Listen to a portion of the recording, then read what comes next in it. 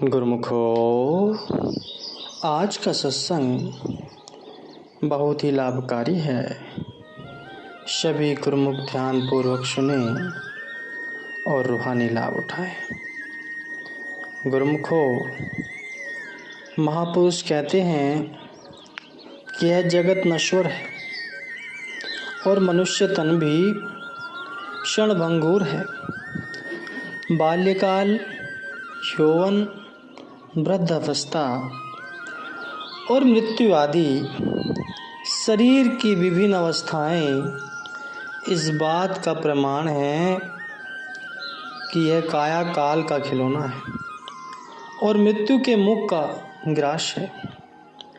आगामी क्षण का भी कुछ पता नहीं कि उसमें क्या होने वाला है, इसलिए शोक प्रमाद कदापि नहीं करना चाहिए। किस कदर सोचने और ध्यान देने की बात है कि भरोसा तो एक श्वास का भी नहीं, परंतु मनुष्य कई वर्षों के लिए सुख सामग्री जुटा रहा है। यह कितनी महान भूल है। सैकड़ों बार ठगा जाता है, फिर भी उसे बोध नहीं होता। हे मानव, तू श्वास के यातायात से कभी प्रमाद न कर।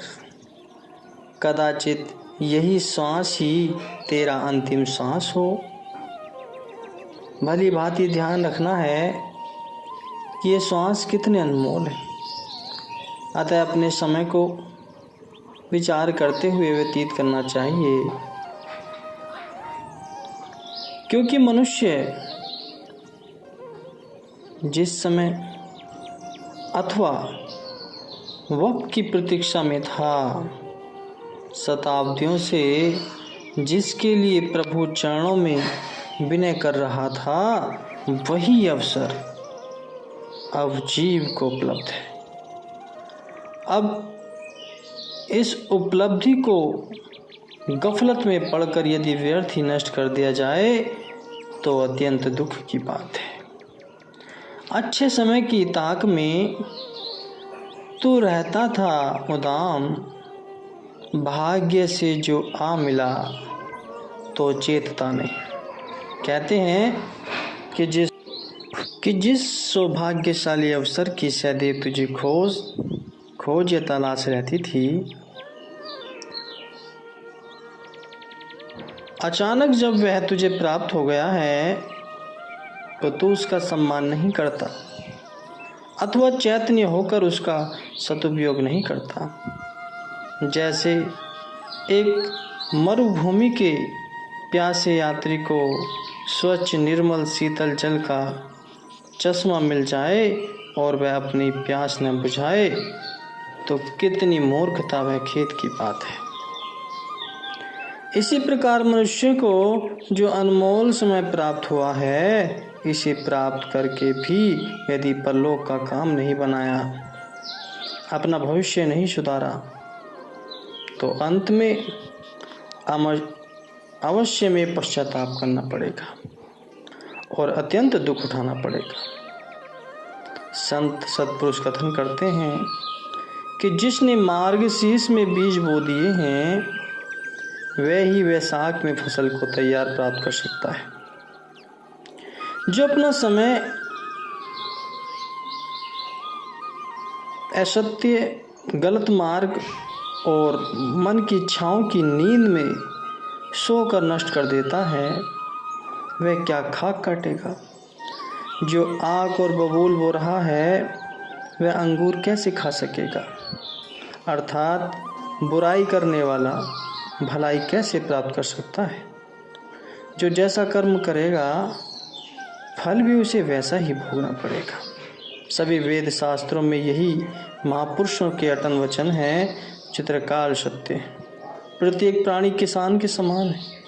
यदि वह समय पर परिश्रम करे तथा जीवन रूपी खेत में शुभ कर्म और भजन भक्ति रूपी बीज बोए, तो अत्यधिक लाभ प्राप्त करेगा। अन्यथा यदि गफलत में पड़ा रहा और कुछ नहीं किया, तो महान हानि का मुख देखेगा। अंत समय पश्चाताप के अतिरिक्त कुछ प्राप्त न होगा। महापुरुष तो बारंबार चिताते और गफलत की निंद्रा से जगाते हैं। मनुष्य यदि समय पर अपना कार्य नहीं करता तो फिर कार्य करने का ऐसा सुअवसर पुनः कब प्राप्त होगा। जिस प्रकार टूटे हुए कांच को कारीगर दोबारा नहीं जोड़ सकता, मोती यदि टूट जाए तो उसे जोड़ा नहीं जा सकता, जो फल एक बार टहनी से गिर जाता है उसे शाखा में फिर से लगाया नहीं जा सकता, तथा फिर जिस प्रकार फटे हुए दूध को जमा कर दही नहीं बनाया जा सकता, इसी प्रकार मनुष्य जन्म का सुदुर्लभ अवसर जब एक बार हाथ से निकल गया तो लौटकर हाथ नहीं आने वाला। सब संत महात्मा पुकार पुकार कर यही कह रहे हैं कि मालिक से मिलने का यही अवसर है तथा यह बार बार हाथ नहीं आएगा। जन्म जन्मांतरों के पुण्य कर्मों के प्रताप से मनुष्य जन्म की प्राप्ति हुई है। यह जन्म भक्ति के लिए मिला है, परमार्थ के लिए मिला है, सत्य मार्ग पर चलने के लिए मिला है, अच्छे कर्म करने के लिए मिला है। यदि समय का उचित मूल्यांकन नहीं किया तो कैसे काम बनेगा। मानव की अपनी अमूल्य निधि श्वास है। ऐसे अनमोल एवं सुदुर्लभ पदार्थ के बदले में ऐसी वस्तु प्राप्त करनी चाहिए जो उससे भी अधिक कीमती व बहुमूल्य हो। ऐसी सर्वोत्तम सर्वश्रेष्ठ एवं अमूल्य वस्तु मालिक की भक्ति ही है। परंतु अज्ञानी जीव तो इस अमूल्य निधि को क्षणिक रसोभोगों में लुटाता चला जा रहा है। परम संत श्री कबीर साहिब जी जीवों पर करुणा करते हुए उन्हें समझाते हैं कि जाकी पूंजी श्वास है, छिन आवे छिन जाए, ताको ऐसा चाहिए रहे नाम लो लाए। कहते हैं कि श्वास प्रति क्षण आते जाते रहते हैं। नाम के बिना प्रतिदिन हजारों श्वास व्यर्थ चले जाते हैं। जिनकी निजी पूंजी व वास्तविक याद दाद यही है और यही पूंजी है, फिर उन्हें तो प्रत्येक क्षण उसमें ही लीन रहना चाहिए अथवा मालिक की भक्ति में लगे रहना चाहिए। जीव तो माया की मदिरा का पान करके बेसुध हो रहा है। इसे अपने लाभ हानि का कुछ ज्ञान ही नहीं। किसी मनुष्य की कोई अमूल्य वस्तु अथवा कोई आभूषण खो जाए तो वह उसी की खोज में रात दिन एक कर देता है। परंतु यह जो लाखों करोड़ों की हानि हो रही है उसकी किंचित परवाह नहीं करता। संत महापुरुष जीव की इस दयनीय दशा से द्रवित होकर उसे चेतावनी देते हैं। जो श्वास भजन भक्ति के निमित्त व्यतीत होते हैं वह मानव मनुष्य की आय है, क्योंकि मानव की यही वास्तविक पूंजी संचित हुई है। विपरीत इसके जो श्वास विषय सेवन तथा भोग विलास में व्यतीत होती हैं, मानव श्वासों का अपव्यय है। अब विचार करना है, जिस व्यक्ति के दिन रात के 8 पहर में 24,000 श्वासों का अपव्यय होता रहे पर आय नाम मात्र भी न हो, तो इतना अधिक घाटा अथवा टोटा सहन करने वाला जीवित ही कैसे रह सकता है। संत जन इस व्यक्ति के प्रति खेद प्रकट करते हैं कि जिसकी आय 19 रुपये है किंतु उसका खर्च 20 रुपये है, तो इस अनुपात से विचार करें कि जब एक एक श्वास अमूल्य संपदा के तुल्य हो तथा वह भजन के बिना व्यतीत हो जाए तो कितनी भारी हानि है। धन संपत्ति की हानि को महापुरुष विशेष महत्व नहीं देते। धन का नुकसान उनकी दृष्टि में विशेष हानि का नहीं है, परंतु वह मूल्य मानुष जन्म के जीवन के श्वासों का जो अपव्यय हुआ है, खर्च हुआ है, इसके लिए महापुरुषों को अति दुख एवं खेद होता है कि क्या यह साधारण हानि है? नहीं, यह बहुत बड़ी हानि है। जीवन के क्षणों का जो अपव्यय होता है, यह हानि तो अनुमान से भी अधिक है, परे है। कोई व्यक्ति किसी अन्य व्यक्ति को एक वस्तु अमानत के रूप में दे तथा जब वह उसे वापस मांगे तब उसे वह वस्तु न मिले तो उसे अमानत का अपव्यय कहा जाता है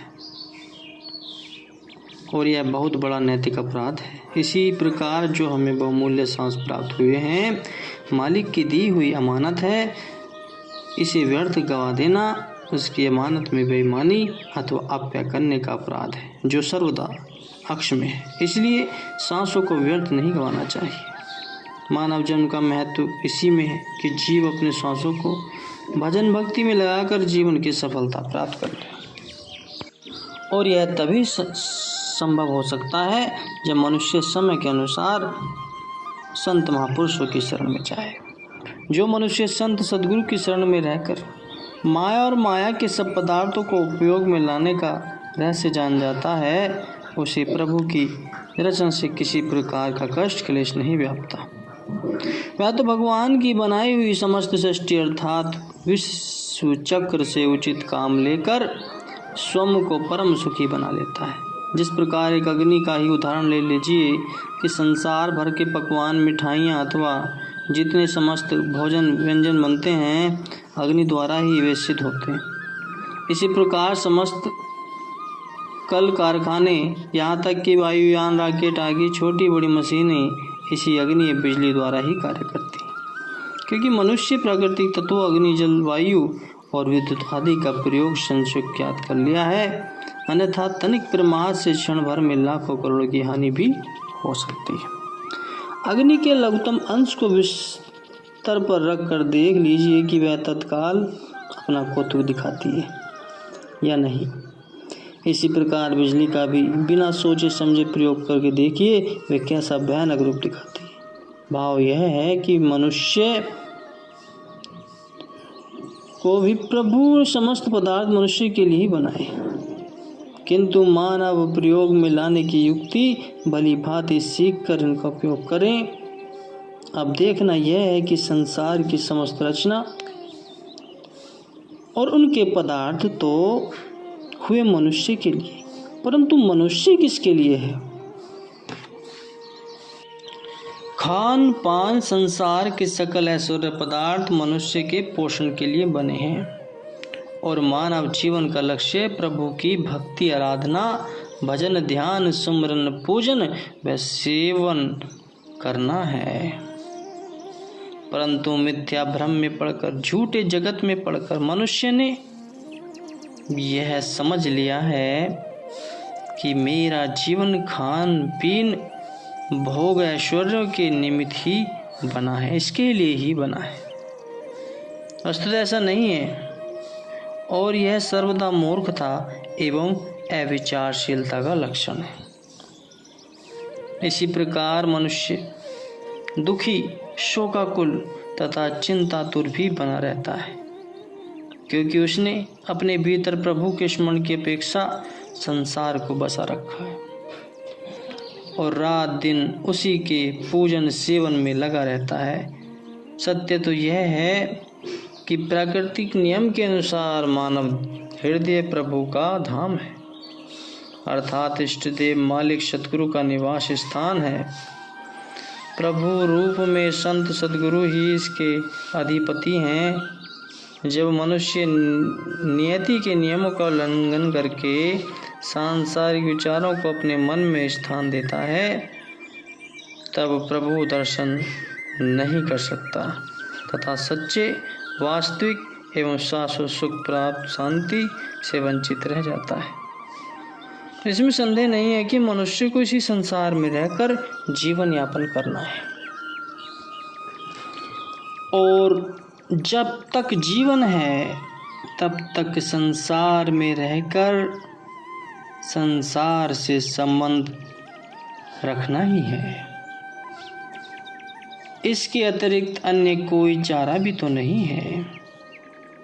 कहते हैं अच्छा तो है यही कि न दुनिया से दिल लगे पर क्या करे जो काम न बे दिल लगी चले।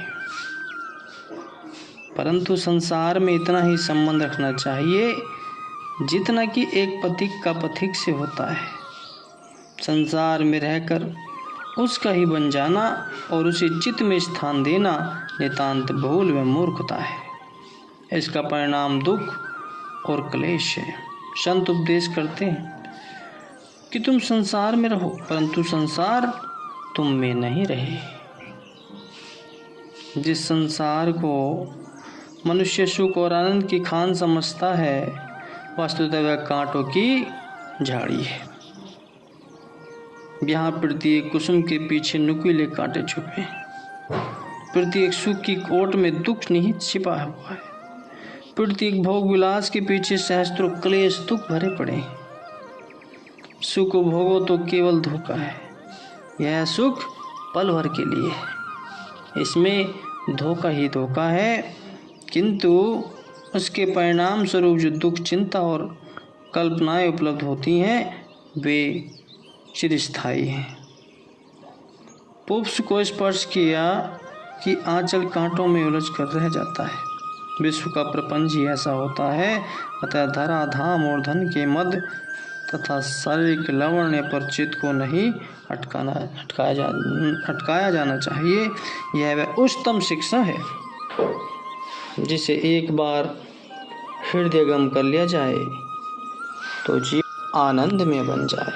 संसार में रहकर भी संसार से असंबंधित रहे, यही जीवन की सार्थकता का रहस्य है। संसार में रहते हुए और संसार का कार्य व्यवहार करते हुए भी मनुष्य किस प्रकार संसार से असंबंधित रह सकता है, इसका उदाहरण भी हमें सृष्टि नियम को देखने से पग पग पर मिलता है।